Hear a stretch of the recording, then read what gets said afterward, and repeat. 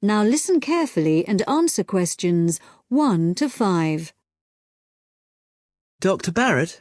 Sammy, come in. Is Irene with you? Yes. Good. Sit down. Right, we're looking at how far you've got with your research project since we last met. You decided to do a survey about computer facilities at the university, didn't you? That's right. We decided to investigate the university's open access centres and, in particular, the computer facilities. Lots of the students are having trouble getting access to a computer when they need one, so we thought it would be a useful area to research. Good, fine. It's not a topic anyone has looked at before, as far as I know, so it's a good choice. So what background reading did you do? Well, we looked in the catalogues in the library, but we couldn't find much that was useful. It's such a specialised subject, hardly anything seems to have been published about it. And as well as that, the technology is all changing so quickly. But the Open Access Centre has an online questionnaire on computer use that it asks all the students to do at the end of their first year. And the supervisor gave us access to that data, so we used it as a starting point for our research. It wasn't exactly what we needed, but it gave us an idea of what we wanted to find out in our survey. Then we designed our own questionnaire. And how did you use it? We approached students individually and went through our questionnaire with them on a one-to-one basis. So you actually asked them the questions? That's right. We made notes of the answers as we went along, and actually we found we got a bit of extra information that way as well, about the underlying attitudes of the people we were interviewing, by observing the body language and things like that. How big was your sample? Well, altogether we interviewed a random sample of 65 students, 55% male and 45% female. And what about the locations and times of the survey? We went to the 5 open access computer centres at the university and we got about equal amounts of data at each one. It took us 3 weeks. We did it during the week, in the day and in the evenings. Not the weekends? No. So presumably your respondents were mostly full-time students? Yes. Oh, you mean we should have collected some data at the weekends from the part-time students? We didn't think of that. OK, it's just an example of how difficult it is to get a truly random sample. So, how far have you got with the analysis of results? Well, everyone agreed there was a problem, but we're more interested in what they think should be done about it. The most popular suggestion was for some sort of booking system. About 77% of the students thought that would be best, but there were other suggestions. For example, about 65% of people thought it would help if the opening hours were longer, like 24 hours a day.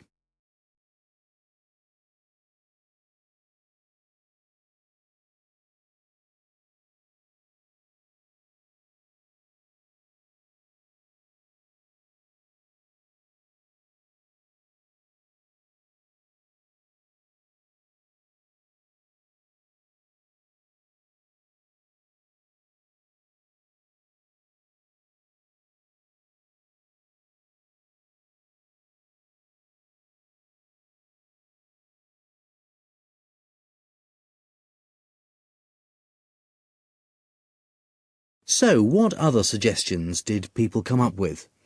Well, actually, the main reason why people can't get to a computer is because so many students are using them for personal emails or just surfing the web.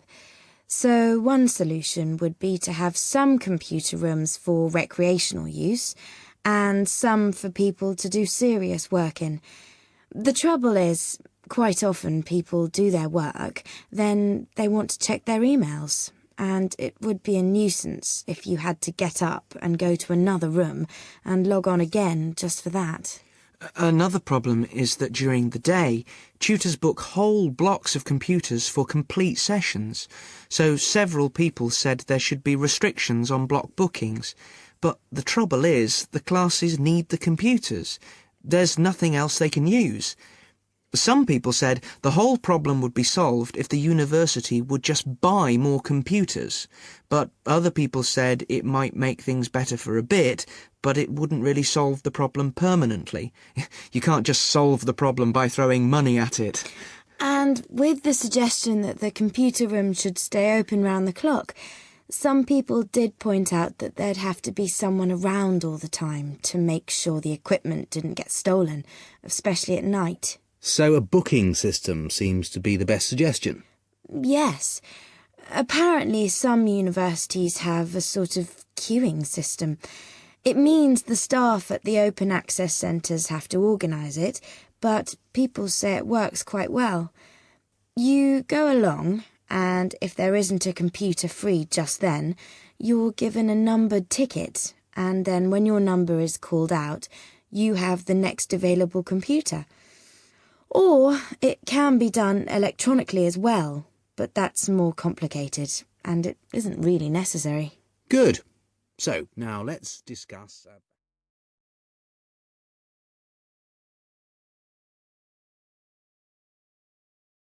That is the end of part 1.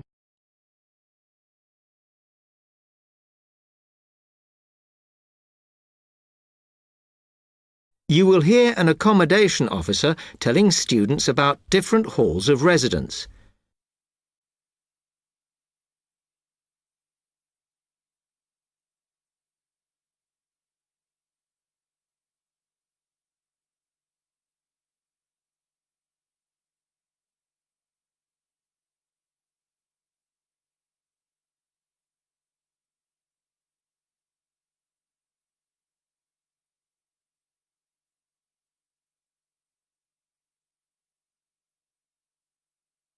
Good afternoon, and welcome to Stanton University. I'm here to tell you about the various halls of residence we have available, should you choose to come here.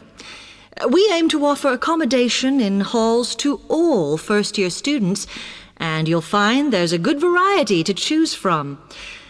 First of all, there's Brown Hall, which, as you'll see, is not the most modern of buildings, but it is very popular with some students. It's got a good sense of community, some nice refurbished kitchens, and unlike the other halls, it has recently had a gym built in its basement. Another option is Blake Residence, which is built like a large house, and so everybody cooks and eats together. It has its own sectioned-off bit of private garden and is even more peaceful because this is an all-girls residence. Although, of course, boys are allowed to visit the hall and, I understand, frequently take part in cooking dinner. The largest hall we have is Queen's Building, and this has been upgraded recently. The original parking area has been built on so that the hall now has a large common room, and each bedroom now has its own shower room, which many students regard as a real bonus. A further option is the Parkway Flats, which won an award for design in its day. And this building now has a preservation order on it. This has meant that only a limited amount could be done to upgrade it, and the surrounding area is important, so parking is not permitted around the flats. However, the flats do have many extra facilities, such as a special computer room, a small library, and a self-service restaurant. The cost of breakfast, lunch, and dinner is covered in the fees for this hall, so it does look a bit more expensive. The last residence we can offer you is Temple Rise, which again is slightly more expensive than other halls as the rooms are larger. This has got very lovely views across to the coast, and this more than compensates for the fact that bathrooms here are shared between 6 students. However, the hall has domestic staff who clean the rooms once a week, so this is perhaps an attractive option for the messier amongst you.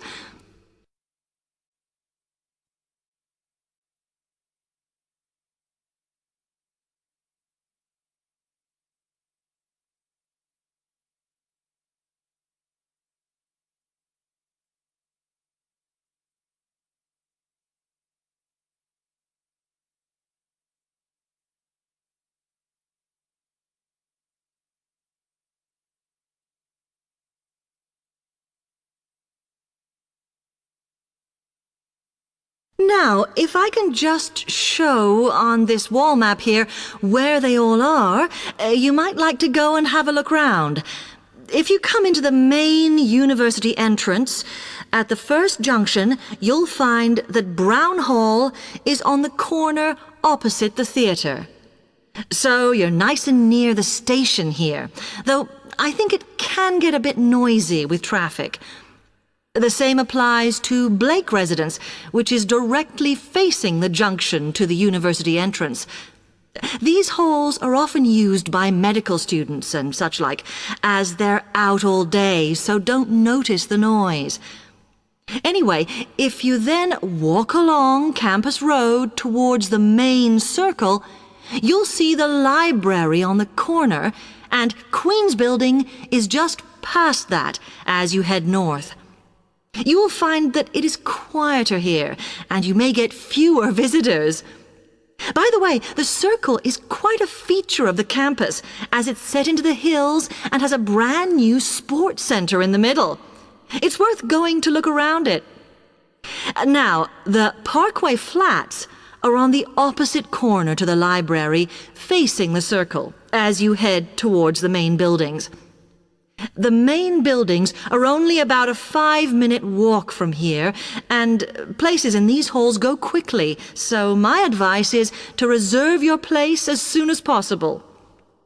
Then Temple Rise is inside the circle, next to the sports center, but further from the main university buildings. Now, if you'd like to go off and physically look...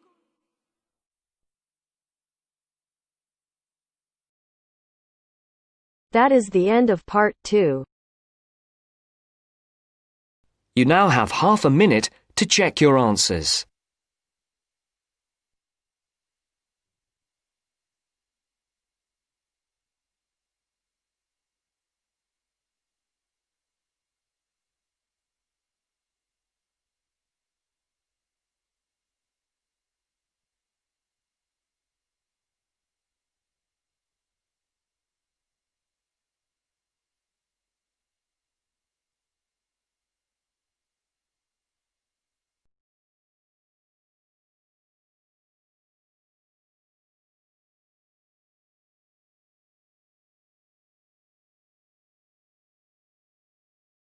Now turns to part 3. Part 3. You will hear 2 business studies students discussing a presentation they'll do on an article on working effectively in groups.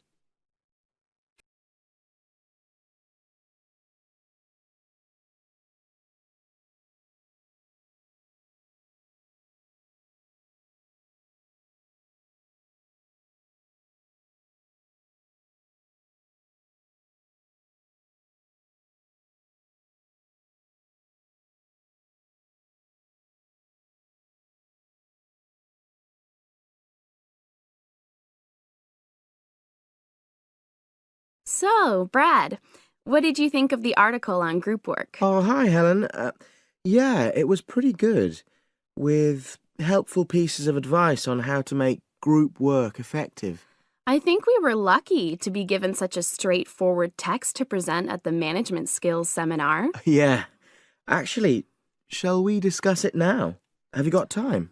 Sure. It's only a 10-minute presentation. So we just need to explain and then give our views on the main points raised in the article. I'll jot down some notes. Right. So, there are 3 main sections. I suggest we start with listening. Yeah, effective listening in groups, because it's not something that's frequently covered on courses in our field. No, and we should say that in the presentation. Yeah. And also effective listening's pretty simple, you know. I don't think it's hard to learn. Well, people think it's easy, but in my experience, most of us tend to be very lazy listeners. Okay, I wouldn't argue with that. Something I do think we should emphasize is the power of the listener's posture, gestures, etc., in making speakers feel respected. Not that you're just waiting for them to finish before jumping in with your own ideas. Uh-huh. Okay, right. The next section is on goal setting. Let's make sure we're clear what the article says on this. Yeah. Well, firstly, it says that all group members must be given time to explain their own goals. That's it, yeah. And then did it say that the whole group should agree on common goals? That's a bit too strong. It's more that everyone's agendas should be equally acceptable. But it does say that goals have to be realistic, Achievable within a particular time? You've got it. That's really what the article's saying. There isn't really any point in having ideals if group members know they won't come to anything within a reasonable period. So, I think a summary covering those points will be enough for that part of the presentation, don't you? Yeah. Now, the last section is about conflict resolution. Actually, I thought it was the worst part of the article. Me too. I don't think it went into sufficient detail on the issue. Actually, I thought it devoted too much space to it, but that it was all rather boring, It didn't mention some of the more radical theories. Absolutely. I found that really irritating. Right, and also I think it could have said more about conflict sometimes being healthy in groups. Absolutely. It just mentioned rather glibly about how we should avoid thinking of winners and losers, and that quick resolution of conflict is always desirable. Without explaining what these terms mean?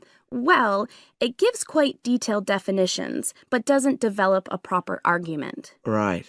So, for the presentation, I think we just give some definitions and then explain what we felt were the weaknesses in the article's treatment of conflict resolution. Yeah, good.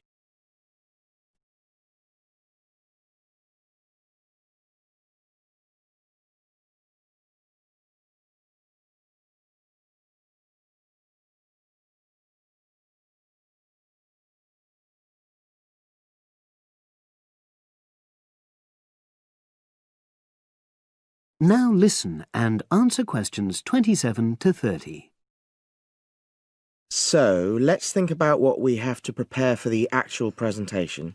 Well, I suppose we'll use PowerPoint, but I'm hopeless at using it, especially if it has any visuals. I really have to look into doing a course on it because I know I'll need it in the future. Don't worry, I'm quite happy using PowerPoint and I'll put it together when everything else is ready.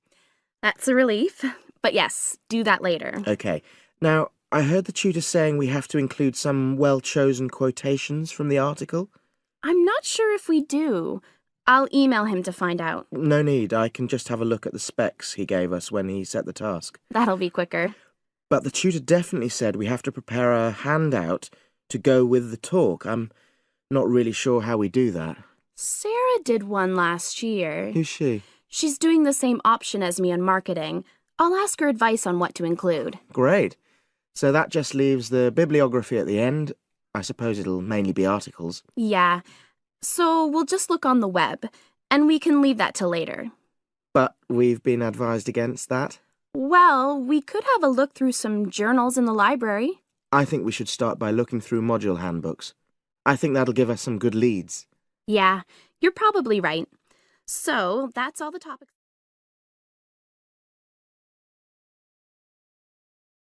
That is the end of part 3.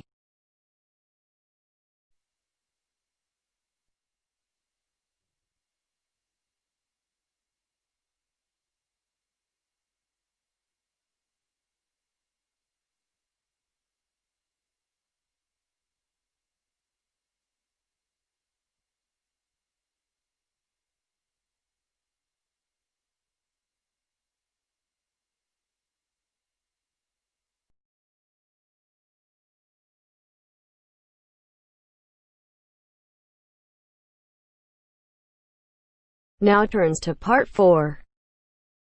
Part 4. You are going to hear a news broadcast about proposed developments in a local area and about a local college.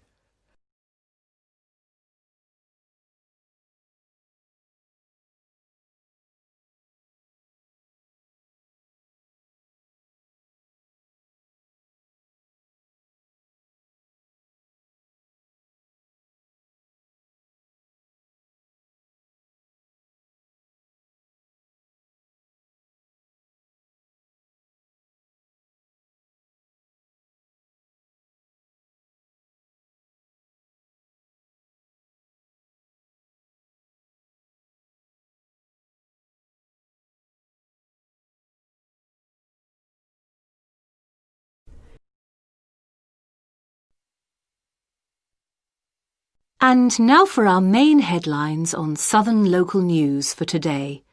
First of all, the report relating to the proposed motorway and other developments around the village of Tartlesbury was published this morning. And, as has been expected, it has created quite a lot of interest.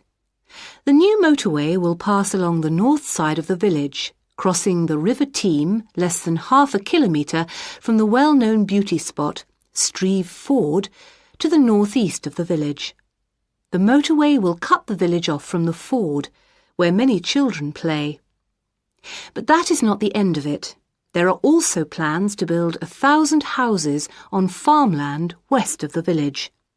And on top of that, there are proposals to build an industrial estate for new technology companies on the site of the old steelworks on the edge of the village. A news centre with a swimming pool and a very wide range of sports facilities and a large supermarket with other shops are also planned next to the housing estate. Mr. Jones, a local farmer we spoke to early today, is strongly against the plans. But the local council is pushing for them to be adopted in full.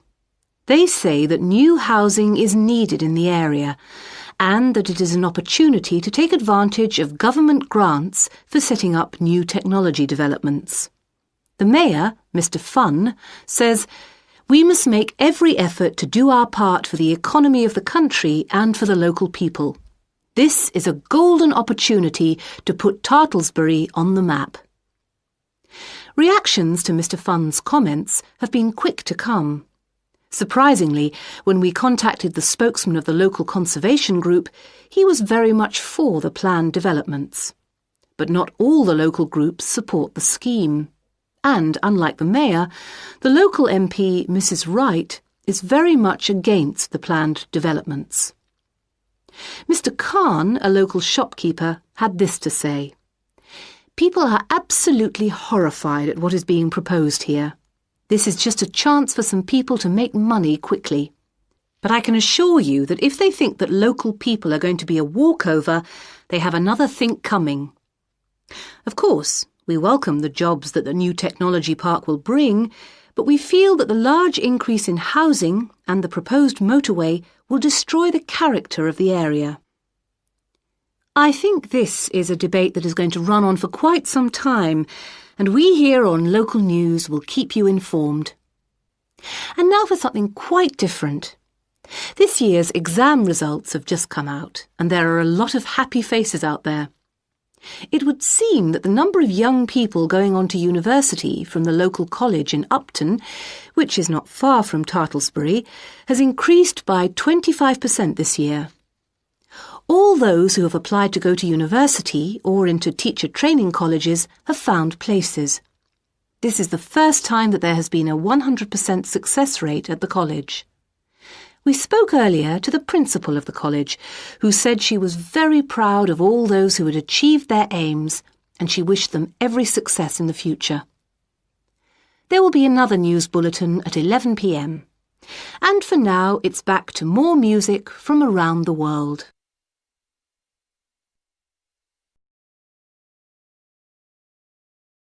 That is the end of part 4. You now have half a minute to check your answers.